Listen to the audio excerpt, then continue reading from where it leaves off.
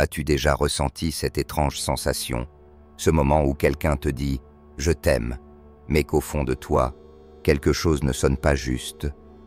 Ce petit silence dans ton intuition, cette voix qui murmure que quelque chose cloche, que les mots ne suffisent pas. Machiavel avait raison. Les mots peuvent être manipulés. Les mots peuvent séduire, endormir, tromper. Mais les actes, eux, ne mentent jamais. C'est dans les comportements silencieux, dans les détails ignorés par les naïfs, que se cache la vérité crue. Et en matière d'amour, cette vérité est souvent plus brutale que ce que l'on voudrait admettre. La majorité des hommes vivent dans l'illusion. Ils confondent le jeu de rôle avec l'amour réel. Ils se contentent de jolis mots, de messages attendus, de gestes convenus. Mais un homme qui comprend la nature humaine, un homme qui ouvre réellement les yeux, sait reconnaître ce que même les plus belles phrases ne peuvent camoufler. Il existe 7 signes, 7 marqueurs que seule une femme qui t'aime vraiment peut manifester de manière constante. Ces signes sont si spécifiques, si puissants, qu'il est pratiquement impossible de les simuler sur la durée sans un amour véritable en fondation. Si elle ne les montre pas, tu te fais avoir. Mais si elle les incarne tous, tu tiens entre tes mains quelque chose de rare, un joyau, un trésor humain. Le premier signe est simple mais fondamental. Elle veut que le monde sache que tu es à elle. Elle ne te cache pas, elle ne te minimise pas, elle te montre fièrement. Elle t'intègre à son cercle, te présente à sa famille sans que tu aies à le lui demander. Et quand vous êtes dehors, elle agit comme si tu étais la meilleure chose qui lui soit jamais arrivée. Pourquoi? Parce que l'amour n'a pas honte. Il ne se dissimule pas. Il ne se planque pas. Une femme qui t'aime se sent fière d'être à tes côtés. Ce n'est pas une question d'ego, c'est une manifestation instinctive. Elle veut que les autres sachent que tu es son choix. Fais attention aux signaux contraires. La femme qui murmure « Je préfère qu'on garde ça privé pour l'instant » ou « Je n'aime pas trop mélanger ma vie sentimentale avec mes amis » lève un drapeau rouge gigantesque, car lorsqu'on aime vraiment, on ne ressent pas le besoin de compartimenter. Le secret est souvent le manteau du mensonge. Une amie m'a raconté un jour que son ex voulait préserver leur intimité en la gardant cachée. Il valorisait, disait-il, la discrétion. En vérité, il était marié. Le secret dans l'amour cache presque toujours quelque chose de pourri. Le deuxième signe, aussi subtil qu'irréfutable, est sa capacité à faire des sacrifices réels pour ton bonheur. Pas de se renier, pas d'abandonner ses valeurs profondes, mais cette souplesse sincère qui ne peut naître que dans le cœur. Si tu es du genre à te lever à l'aube pour t'entraîner, elle ne se plaindra pas. Elle ne te demandera pas de changer. Elle trouvera un moyen de soutenir ta discipline. Peut-être en ajustant son propre rythme. Peut-être en t'attendant avec un café chaud. Ou simplement en respectant ton engagement comme une chose belle et noble. Et si tu as une passion qui la laisse froide, elle n'ignorera pas cela. Elle ne te demandera pas d'y renoncer. Elle essaiera de comprendre, peut-être même de participer, ne serait-ce qu'un peu. L'amour véritable, c'est cela. Ce n'est pas 2 mondes séparés qui se tolèrent. C'est une tentative sincère de convergence. Une femme qui t'aime veut se glisser dans ton quotidien, pas te forcer à abandonner le tien pour s'installer dans le sien. L'amour, ce n'est pas une dictature, c'est un dialogue permanent. Le troisième signe, souvent ignoré, est peut-être l'un des plus révélateurs. Elle se soucie réellement de ceux que tu aimes. Pas en apparence, pas pour te plaire, vraiment. Lorsque tu lui parles de ta mère malade, elle ne dit pas simplement « c'est triste » avant de passer à autre chose. Non, elle retient l'information, elle y pense. Elle te demande quelques jours plus tard comment va ta mère. Elle propose de t'accompagner à l'hôpital. Elle t'envoie un message juste pour vérifier que tout va bien. Pourquoi? Parce qu'elle comprend que ta douleur est aussi la sienne. Elle sait que pour t'aimer pleinement, elle doit aussi aimer, même à distance, ce qui t'est cher. Elle s'investit dans ton univers, pas uniquement en toi. Elle prend soin de ton cercle. Elle ne cherche pas à tout contrôler. Elle veut participer.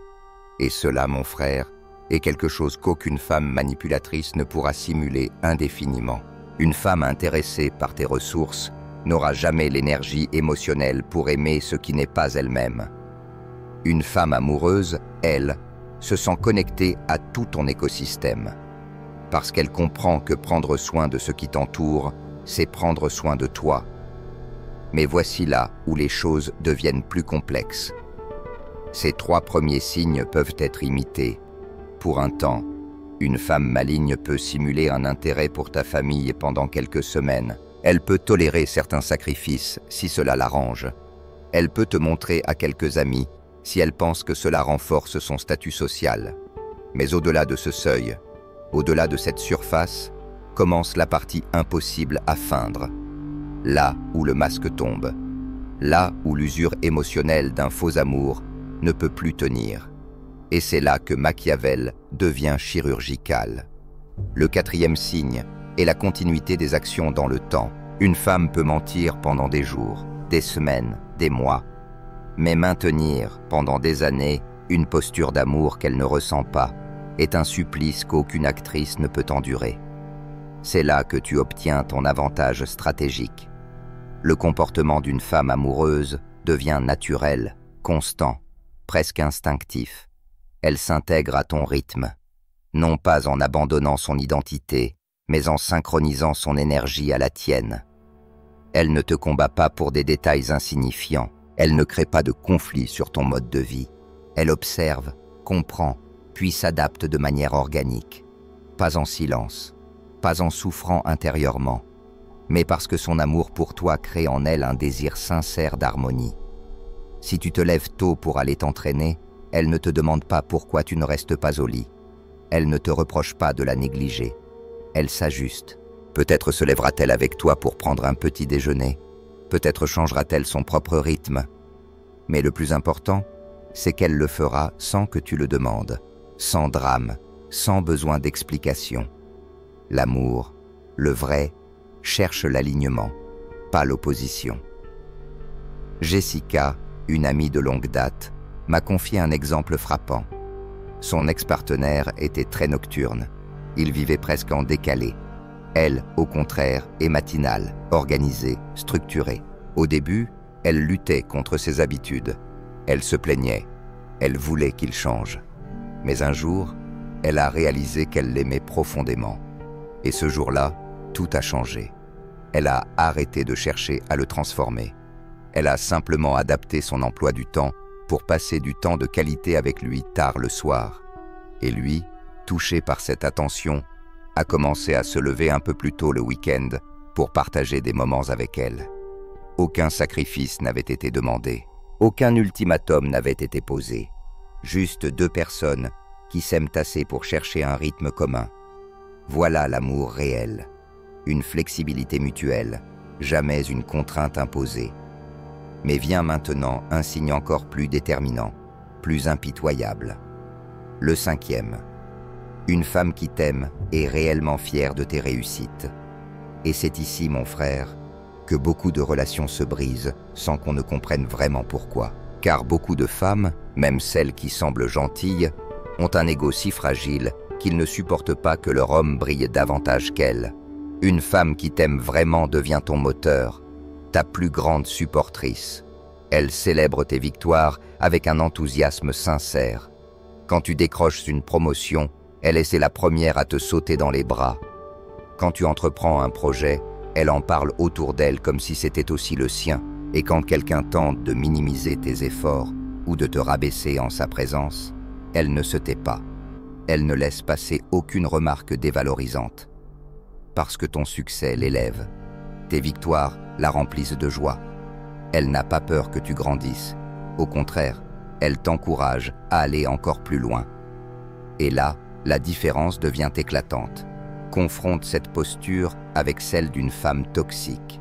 Celle qui, dès que tu es félicité, répond par une remarque passive-agressive. Celle qui dit « tu as eu de la chance » ou « avec les bons contacts, c'est facile ». Celle qui transforme chaque réussite en compétition. Cette femme ne t'aime pas. Elle te voit comme un adversaire. pas comme un partenaire. Et ça, mon frère, est une cloche d'alarme qu'aucune parole mielleuse ne peut couvrir. Tu veux la vérité brutale? C'est ici. Une femme qui aime te voit comme un prolongement d'elle-même, une extension de son monde. Elle comprend que ton ascension est la sienne. Une femme égoïste, elle, reste coincée dans un schéma individualiste.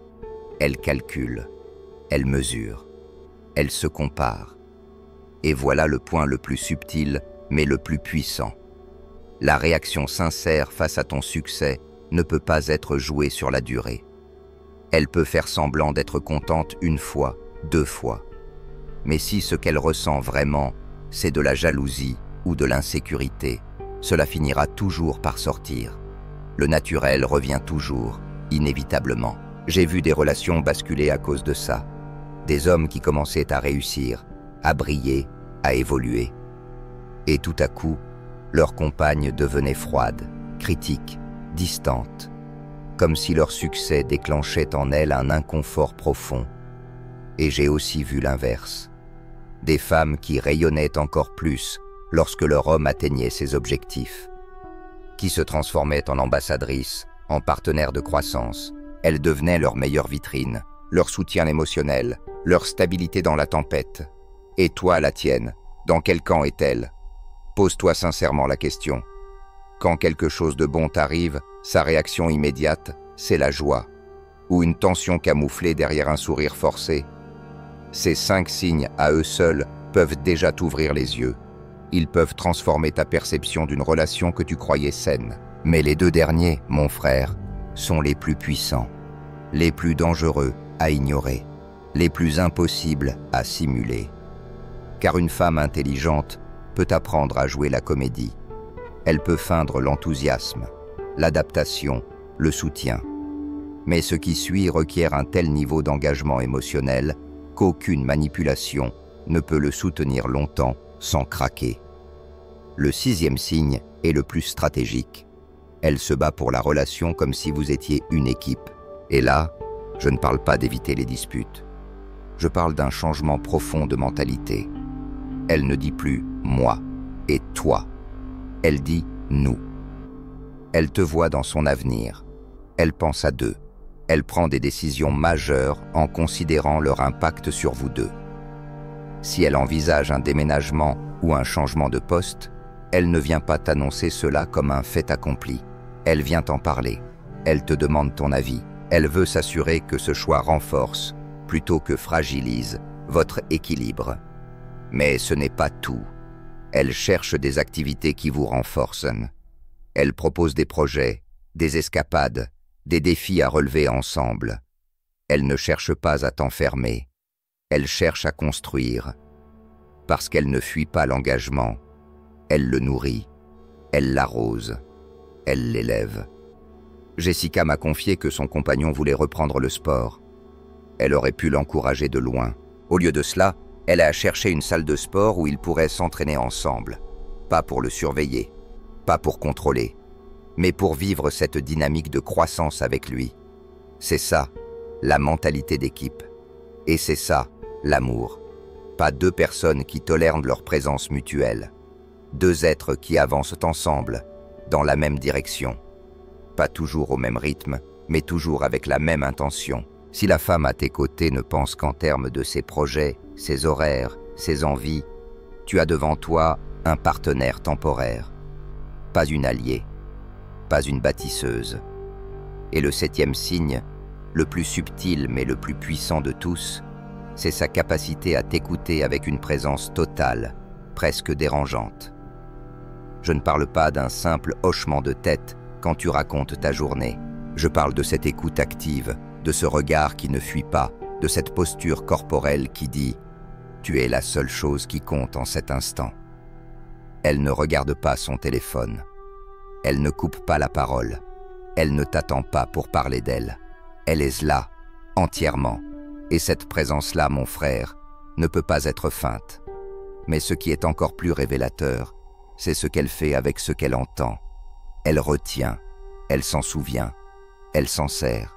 Des jours plus tard, elle te reparle d'un détail que tu croyais insignifiant.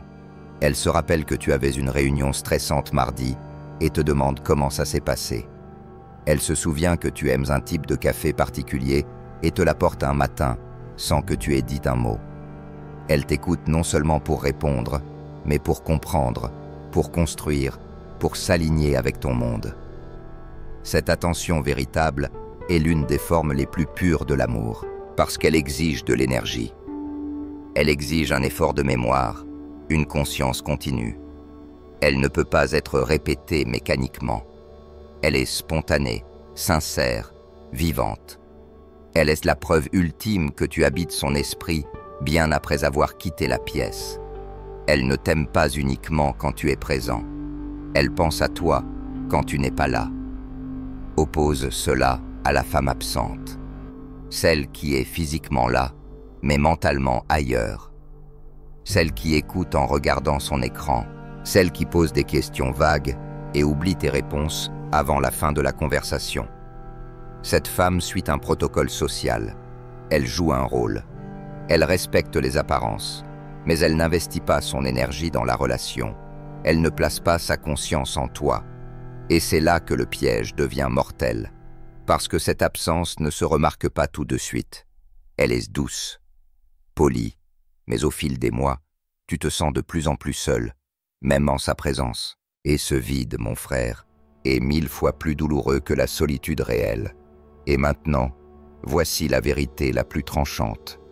Cette attention soutenue, cette mémoire émotionnelle, cette conscience intime, sont impossibles à jouer sur le long terme. Tu peux faire semblant d'être intéressé pendant quelques jours. Tu peux mémoriser 2 ou 3 anecdotes pour impressionner, mais suivre semaine après semaine les détails d'une autre vie, les humeurs, les petits projets, les désirs non exprimés. Cela ne peut venir que d'un cœur sincèrement engagé. Ces 7 signes, pris ensemble, forment le code de l'amour véritable. Tu n'as pas besoin qu'elle les manifeste tous parfaitement, à chaque instant. Mais si elle en montre la majorité, régulièrement, sans forcer, sans que tu aies à lui rappeler, alors tu tiens quelque chose de rare. Tu tiens une femme qui ne joue pas. Tu tiens une femme qui a vu qui tu étais et qui a décidé de t'aimer en entier. Mais si elle n'en manifeste qu'un ou 2, et encore, de manière irrégulière, il est temps de regarder la vérité en face.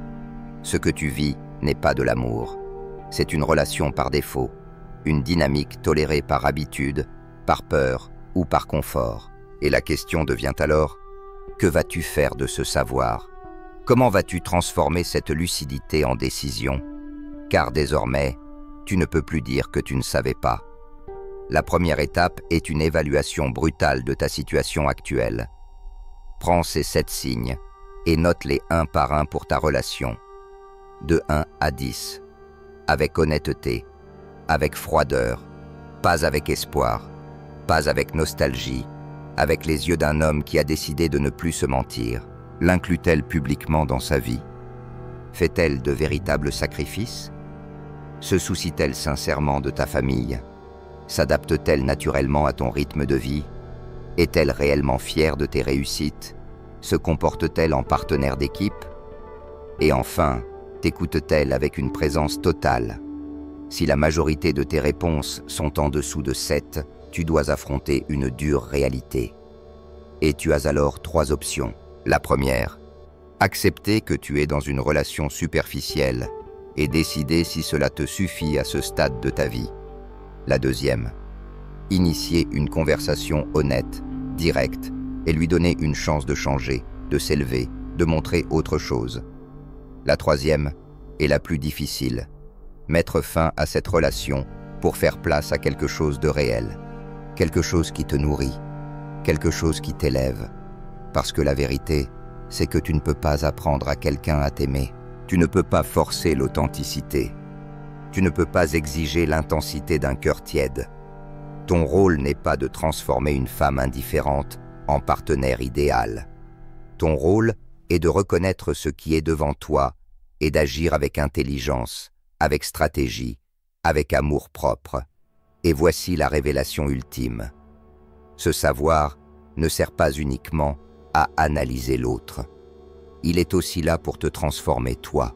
pour que tu deviennes l'homme qui attire naturellement une femme capable d'aimer avec cette intensité. Car ces femmes-là, mon frère, ne s'offrent pas à ceux qui se cherchent encore. Elles ne s'ouvrent pas à ceux qui ne se respectent pas. Elles ne se donnent pas à ceux qui acceptent des relations tièdes. Si tu veux qu'une femme célèbre tes réussites, tu dois en avoir à célébrer. Si tu veux qu'elle adapte son rythme au tien, tu dois en avoir un. Si tu veux qu'elle t'écoute, sois quelqu'un qui a quelque chose à dire. Le respect s'attire, l'admiration se mérite, l'amour véritable se reconnaît et se protège. Je me souviens de Miguel, un ami proche. Il était resté 2 ans avec une femme qui, après analyse, ne remplissait que 3 des 7 signes. Elle ne l'intégrait jamais vraiment dans sa vie sociale, ne se préoccupait pas de sa famille, et lorsqu'il obtenait des réussites professionnelles, elle changeait de sujet. Un jour, il a décidé d'arrêter de rêver. Il a observé, froidement, silencieusement. Pendant 6 mois, il a analysé sans rien dire. Et quand il a compris que rien ne changerait, il est parti. 8 mois plus tard, il a rencontré une femme différente. Une femme qui surpassait tous les signes. Une femme qui parlait de lui avec admiration, qui soutenait ses projets, qui aimait sa mère comme la sienne. Et il m'a dit un jour cette phrase que je n'oublierai jamais. Je ne savais pas que je me contentais de miettes jusqu'à ce qu'on m'offre un festin. Tu n'es pas né pour te contenter de l'à peu près. Tu n'es pas fait pour mendier l'amour. Tu es fait pour le reconnaître, pour l'accueillir, pour le nourrir et surtout pour le mériter. Ces 7 signes sont ton code, ton arme, ta lumière dans le brouillard. N'accepte rien de moins, car une fois que tu sais, tu ne peux plus faire semblant d'ignorer. Et maintenant que tu vois clair, tout dépend de toi.